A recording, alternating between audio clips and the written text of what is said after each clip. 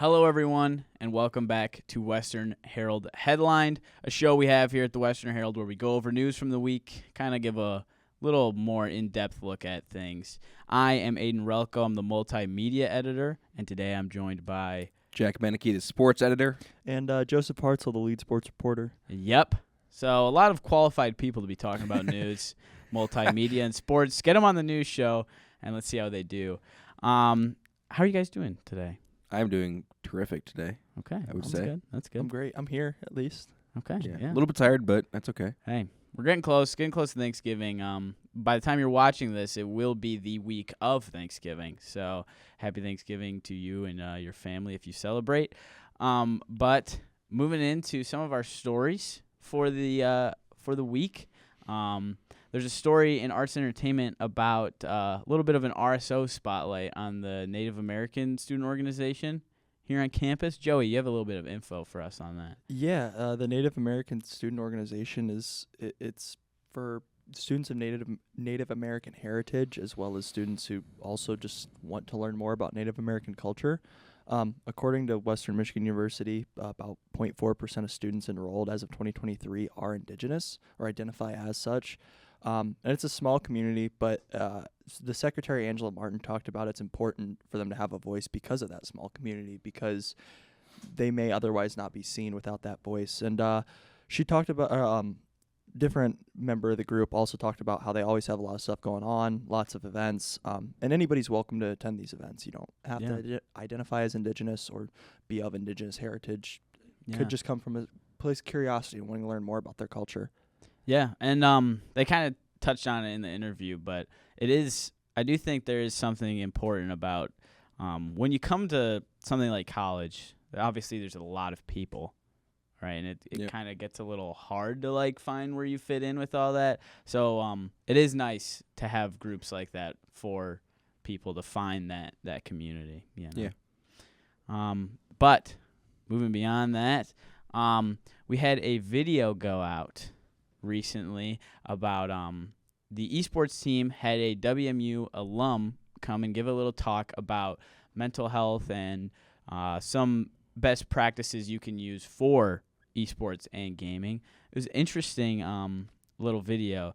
The talk focused a lot on burnout and things in that similar vein, and how you can go about that to not kind of wear yourself down and set yourself up for success.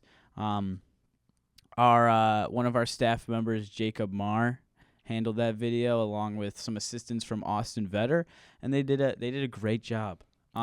Little bit of a different type of video as well, a little bit of a spin to it. It was a little more text heavy.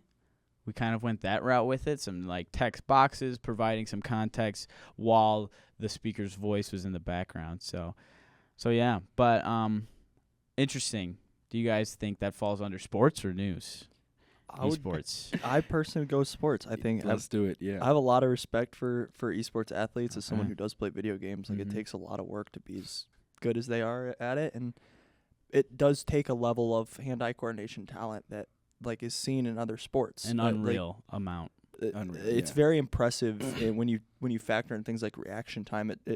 I would compare it to something like F1 racing. Those guys, while they may not be running and jumping like your traditional athletes, their ability to react in split seconds. And that's a great point. If you ever watch those, have you ever seen the reaction tests with the F1 drivers compared to a normal person? Yeah. Yep. It's just ridiculous. And I think that you would have a similar result if you looked at esports the top esports athletes. I agree. I think tying it back to that video, obviously none of us are esport gamers, but I think we can all agree that there is some burnout in playing video games. Mm-hmm. When I'm getting messed up on Fortnite, I need some mental health breaks.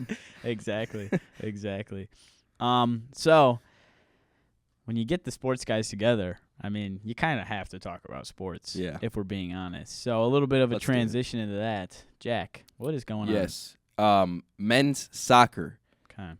They kind of fell off towards the end of the season. They dropped in the rankings, but they still pick up a 4 spot in the NCAA tournament and played SIUE. They won that game 5-1, so they're moving on to the second round where they'll play number 1 Ohio. But in that game, goals were scored by Owen Smith, Duarte Chapeles, sorry if I mispronounced that, Christian Shannon, our defender, Connor Burkhart, and Grayson Mercer. Okay. So Grayson's he's a graduate student. He's having a heck of a season for the Broncos. He's really been their backbone as far as scoring goes. And it's fun to see this team compete at a high level. Like, it's been quite some time that they've been successful. This program's been successful. Honestly, as long as I've been here, they've been pretty good. Last year, obviously, they made it pretty far in the tournament. I think third round they made it. So this year, obviously, they made it to at least the second round. Chad Wiseman's done a great job with that program. It seems like whoever he has out there, they're going to find a way to win. And yeah, it's fun to watch. Yeah, and for those at home, we are filming before the Ohio State-Western Michigan game on Sunday evening at 5 p.m. This episode will come out after, so we do not know the conclusion of that game yet. Right. But, if Western wins, this will be your 3 for 3. This is 3 for 3 for me with Western winning multiple games in the men's soccer tournament, which really speaks to the strength of that program. That's impressive really in any tournament, I think, in any sport. It's difficult to win multiple games 3 straight years in the basketball tournament. It's difficult to win multiple games 3 straight years in the hockey tournament. And so I think that when you do that 3 straight years, it's a testament to how good your program is. But this next game is a real test. You get the number 1 seed at their home place. Far cry from playing SIUE at home in a snow globe game. That was a fun one for anybody who watched it. Snowing pretty hard in Kalamazoo for a stretch there yesterday, and the Broncos soccer team got to experience that firsthand. But they'll be on the road in Columbus for, my guess is, another chilly, very cold environment, and it'll be a tough test for Western Michigan going up against the number 1 and seeded not to Buckeyes. mention, the Broncos, they lost a lot of star talent from last year. Charlie Sharp, notably, was the all-time leading goal scorer for the Broncos. He's not there anymore, but they're still finding ways. They put up 5 goals in the first round of the tournament, so they're still finding ways to get the ball in the net, and I think that's just a testament to how good Chad Wiseman's been and how good their coaching staff has been throughout these few years. This team has really come on strong through the tournament, the conference tournament. When you talk about losing the amount of talent that they did lose, it takes a minute to for the new guys to step in and fill their roles and get settled in. And I think you kind of saw that with Western Michigan, because I think there's more talent than the record may indicate on this roster. Yeah.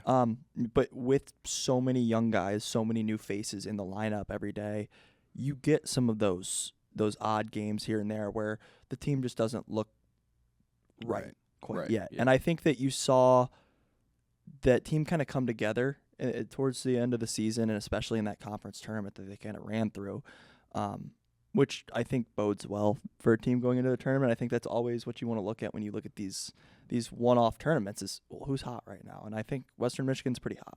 Yeah. But I think that, speaking of new talent, that kind of brings us into hockey. Should we talk about a little bit of hockey? Yeah. A lot of freshmen have been good. I believe all 6 freshman skaters, not outside of Hampton Slakinski, who obviously the goaltender, not going to score a whole lot of points. All 6 other freshmen, I believe, have scored points already this year, which is big. A lot of new faces. Just off the top of my head, I know one of our starting defensemen, Una Väisänen, is a freshman from, I believe, Sweden, and he's stepped in really nicely. This is a team that's played a tough non-conference. They went to Boston College, and then they come back home and start really tough conference play. They start with on the road at Omaha, and then Colorado College at home. Like that's a tough start to the season, and I think it's big for conference play to pick up all the points that they did. To go 3-0-1 in those first 4 conference games, including a series against a top 10 team, that's huge to jump ahead. You have to beat the Omahas of the world to compete for the top of the NCHC, and right now Western Michigan is. Yeah. They're taking care of business where they have to be, and then obviously competing at the highest level with some of these top-ranked teams. 3-2 overtime win against Colorado College on Friday, and then 1-1. It was a overtime loss to Colorado College on Saturday. I'll correct you on that. It was considered a tie. It was a shootout loss. Sorry, Shootout loss for the Broncos. And what was one of the more incredible shootouts, I thought, from a goalie perspective. First off, I just want to give some credit to Caden Mbarico, the Colorado College goalie. I think he kind of reminded everyone this weekend. he's still the top dog. There's some great goaltending around the country this year, but that conversation still starts with Caden and Barrico, and he was incredible. Really limited Western Michigan, made him work in that shootout. That between him and Slikinski, there was just no chance for most of those guys. You saw it go 6-7 rounds before somebody finally put one in the back of the net to end it, which is a testament to how good those two goaltenders were. Mm-hmm. And a game that ended 1-1 after an overtime period with both teams showing good activity on offense. Yeah, and like we talked about with the freshman, Slikinski's looked awesome for the Broncos. They're still splitting Friday row. Saturday's Slikinski, am I right about that? Yes. As of right now, the plan is start Rowe on Friday night, Slikinski on Saturday night. And if you look at the splits, it's really interesting. Cam Rowe is significantly better on Friday nights. I don't know if that's just teams see him once and they figure out how to attack him a little bit better, but he's significantly better statistically on Friday nights. And having a goaltender like Slikinski that you can pop in there and know he's going to be like there's going to be no drop off at all skill wise in the net is huge, and like it gives those young defensemen a lot of confidence having someone who's back there that can clean things up. You make a mistake, it's not over, because Slikinski and Rowe have been that good this year that mistakes haven't been automatic goals for teams, and I think that's big. And I think we see it in the Saturday performance against number 8 Colorado College, just one goal scored, and then like you said, 6-7 rounds in that shootout. So I think he's been awesome for the Broncos, and it's a really bright spot for their future. As long as he stays for a decent amount of time. He's already drafted, is that right? Yeah, goaltenders are usually going to stick around for at least a couple of years, develop a little bit. And I think, not enough credit went to the defense, I think, this weekend. Just 11 shots given up to Colorado College on Friday night. That's ridiculous from that defense. They were everywhere, dominated that game. I was really impressed with Western Michigan. I've been really impressed with how Pat Ferschweiler's Broncos have bounced back after that really tough loss at Boston College. With a young team, a loss like that can really kind of derail the momentum you have going into that, and winning the entire game and then losing it at the end the way they did to a team as good as Boston College. There's no shame in losing a tight game at Boston College. That very well could be the best team in the country, and a team full of freshmen played with them the entire time. They were every bit as good as them. And I think rebounding with 2 wins on the road at Omaha and then coming home and outplaying Colorado College, picking up, I believe, 5 of the 6 NCHC points in that series, that's big. And now you've got Minnesota Duluth, one of the bottom teams in the NCHC, on the road before you see Michigan, and a home over Thanksgiving break, and that's a big test. That's a winnable non-conference game, and then. Doesn't get any easier because you welcome number 1 into your own barn, and that's the University of Denver coming to Lawson on the 6th and 7th of December. So it'll be a tough road for Western Michigan. Good challenges, but this team full of freshmen will be battle tested by the end of the year. That's for sure. Yes, sir. Yeah, and lastly, I think the last thing we've got on the sports docket is the game on Tuesday against Central Michigan, against the Chippewas.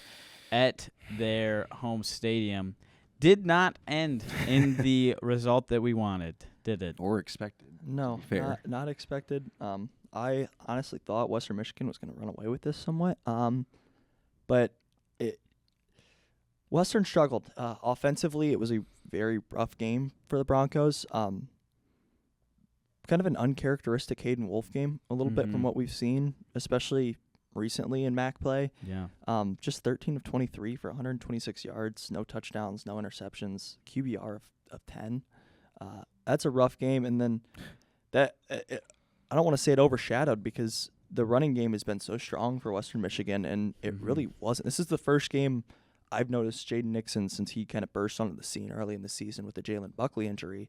Yeah. He was bottled up, 6 carries for 9 yards, an average of 1.5 yards per carry.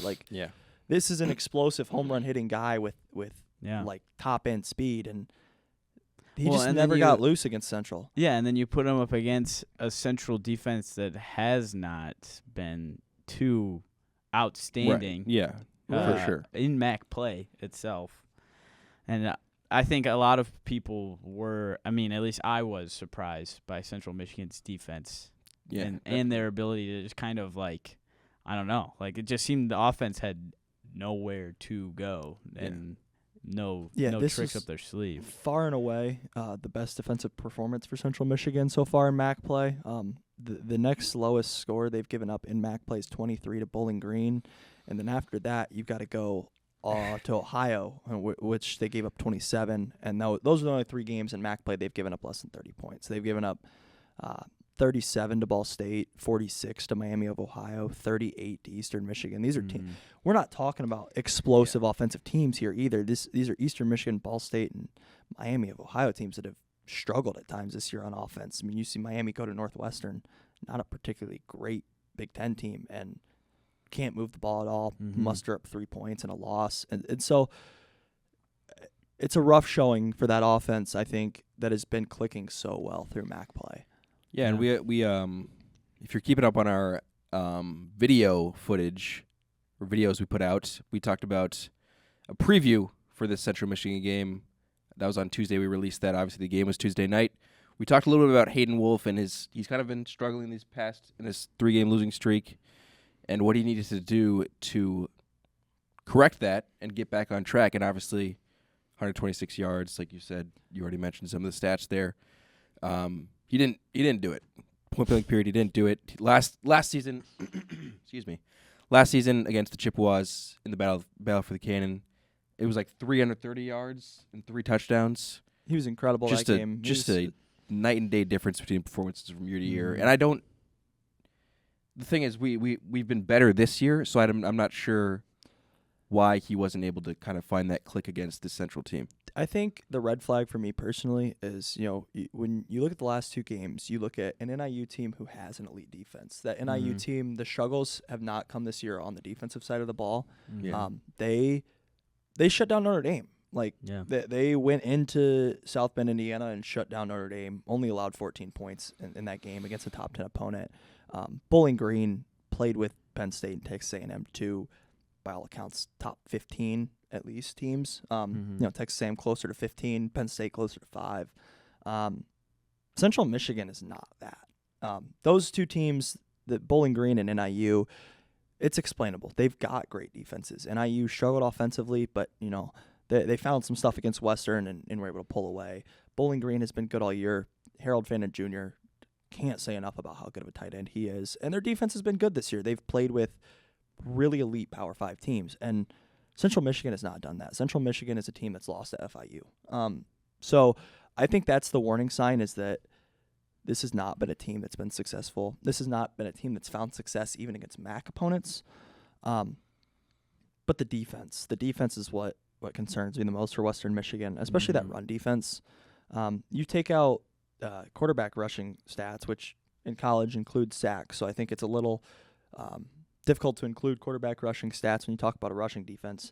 Gave up 185 yards to Central Michigan's 3 running backs, 93 on the ground from Marion Lukes, who's their best player by all accounts. But the run defense just has to be better. Yeah. It's one of the worst run defenses in the country. They're giving up about 185 yards a game on the ground, so it's not anything too out of the ordinary, unfortunately, for Western Michigan. I believe it's 184.8 a game. And I think that's really my takeaway, is that the run defense the last 3 weeks has been brutal. Gave up over 200 yards on the ground to Northern Illinois, a team that has struggled offensively, and then you turn around 2 weeks later and give up 185 yards on the ground to a Central Michigan team that's really struggled this year. I think that's a red flag to me. And Central has been scoring, and their problems have been on the defensive side of the ball, but a 1-5 MAC team, you have to be able to get stops. And it was telling at the end of the game. Western Michigan's defense needed to stop to get the ball back and get back on the field, get the offense back on the field, and couldn't do it. Central held the ball the entire third quarter. Did have the pick 6, but to allow them to drive down the field twice and just take up the entire third quarter, that kills you. That kills momentum, kills rhythm on the offense. And when they go into the second half up 13-0, they're able to kill that clock, and you gotta be able to get a stop, get the defense off the field. Yep, it just didn't happen. Yeah, it was sad to watch. I It was upsetting. That's for sure. Yeah. I do not like the Chippewas. But yeah, I feel like consistently, just through my time here, defense has always been a problem. I don't know what goes into that in terms of like how you get your guys and recruitment and all that. I don't know if that's an issue. I don't know if it's the coordination. I know we lost our defensive coordinator from last year. It's just, I don't know. Something's got to change. Yeah. But I think that that will just about wrap it up for this week's episode of Western Herald Headlined. Once again, I'm Aidan Ralko, multimedia editor. Jack Mennicke, sports editor. And I'm Joey Hartzell, lead sports reporter. And thank you for tuning in, and we'll see you next week.